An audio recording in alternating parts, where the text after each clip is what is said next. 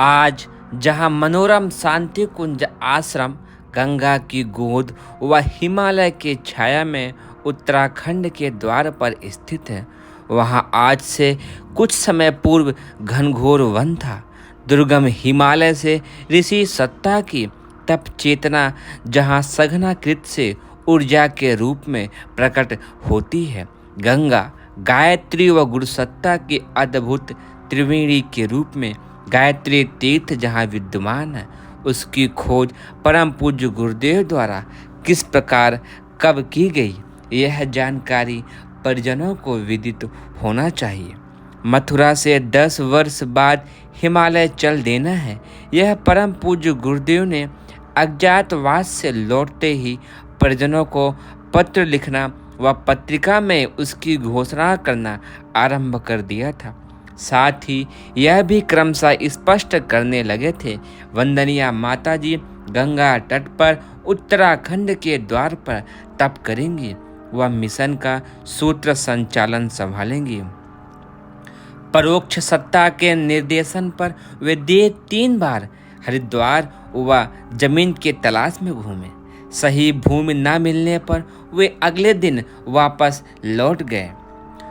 1959 की जून माह की बात है। वे अपने एक निकट संबंधी जो वकील भी थे के साथ शांति कुंज हेतु भूमि के निर्धारण हेतु आए थे।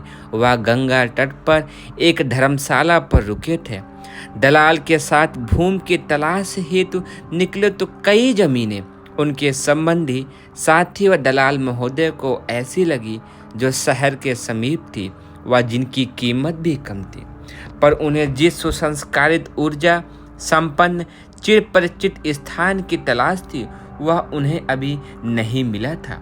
घूमते घूमते तीनों सप्त सरोवर जा पहुँचे, जहाँ शांति कुंज आज विद्यमान है। वहाँ आकर परम पूज्य गुरुदेव रुक गए व इसी भूमि के बारे में पूछने लगे।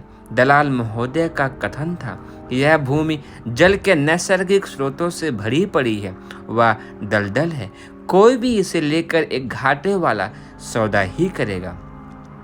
आपको और भी जगह बताई है, वे इसे सस्ती भी हैं और अच्छी भी हैं, परंतु वे माने नहीं। वे इसी पर अडिग रहे। यदि मुझे आश्रम बनाना है तो वह यहीं बनेगा, चाहे इसके लिए हजारों ट्रक मिट्टी डालनी पड़े। इसी स्थान के लिए वे क्यों उत्सुक हैं, जबकि यह मुख्य सड़क पर भी नहीं है, शहर से प्राय 7 किलोमीटर दूर है। वह एक नितांत निर्जन स्थान पर है। यह पूछने पर उन्होंने वकील साहब को बताया कि वे नहीं समझ पा रहे हैं, पर स्वयं गुरुदेव उस भूमि के प्रसुप्त संस्कारों को देख रहे हैं। वह पहचान रहे हैं कि यह विश्वामित्र ऋषि की तपस्थली है। कभी गंगा की धारा समीप से ही बहती थी, आज वह आधा किलोमीटर दूर चली गई हैं। नूतन सृष्टि के सृजन का तप ब्रह्मर्षि विश्वामित्र ने किया था। इसी स्थान पर नवयुग की आधारशिला विनिर्मित होनी है।